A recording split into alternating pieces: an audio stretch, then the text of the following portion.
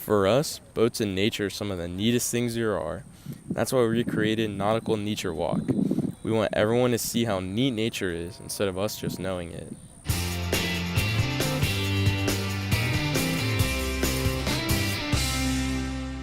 Look, it's the basic design of the boat.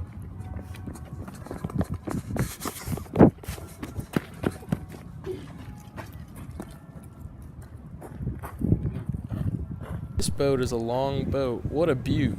By having a flat bottom, it is less likely to tip over while in the water. This is because a flat bottom prevents the center of mass from reaching a place that can make the boat capsize. The tapered ends of the boat allow for reduced drag and increased speed, and when you're in nature, speed matters.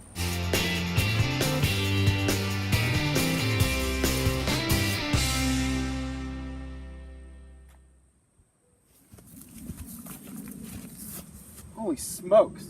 Look at what we have here. It's the spine and ribs of our boat. In their natural habitat, the spine and ribs make the boat stronger and more seaworthy. The spine and ribs help maintain the structural integrity of the cardboard shell, keeping the boat from collapsing on itself once in water. How neat is that? We made the spine out of a long box, cutting out notches at set intervals for the placement of the ribs.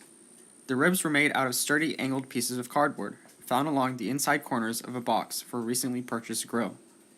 Conveniently, these ribs were of the right width for the boat, so we did not have to alter them or their natural structural stability. We taped these ribs to the spine of the boat, and we added angles cut from the same pieces that the ribs were made from. These were mounted on with Gorilla Glue and C-clamps, and were later secured to the sides of the boat.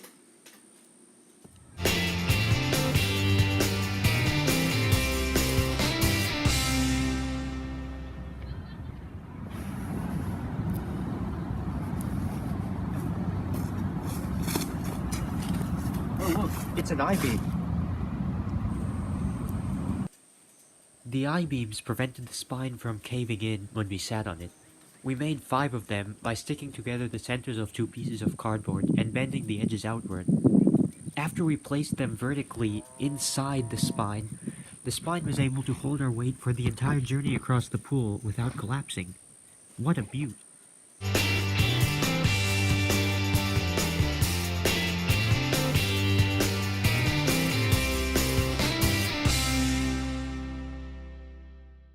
Look, that's pretty neat. It's the whole of the boat.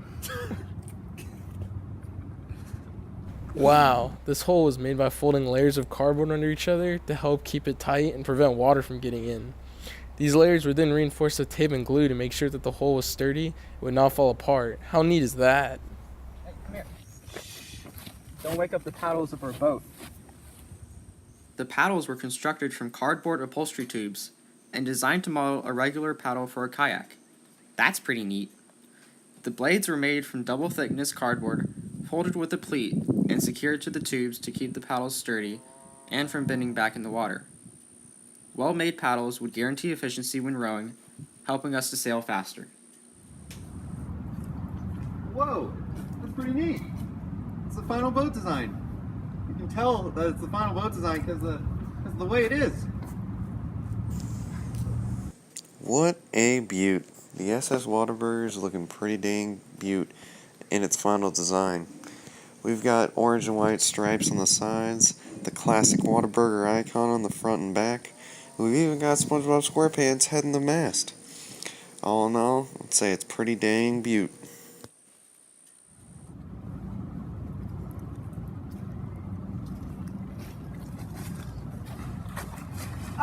It's the whole of the boat. We found that there were holes in the bottom of our boat, especially in the corners, which were letting water get in. When you're in nature, and you find holes in the bottom of your boat, the only way to fight that is with white Gorilla Glue and other pieces of cardboard.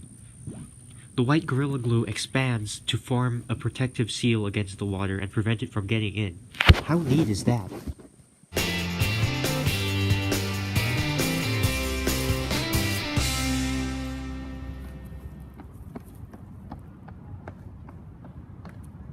Whoa. That's what happens when you're not balanced. As you can tell, our boat's a little wibbly wobbly, and that's why we fell over. For our boat, Our center of mass was a little high, and our bottom was a little low. If our bottom had been a little wider, we would have been A-OK smooth sailing, baby. But you win some, you lose some, am I right?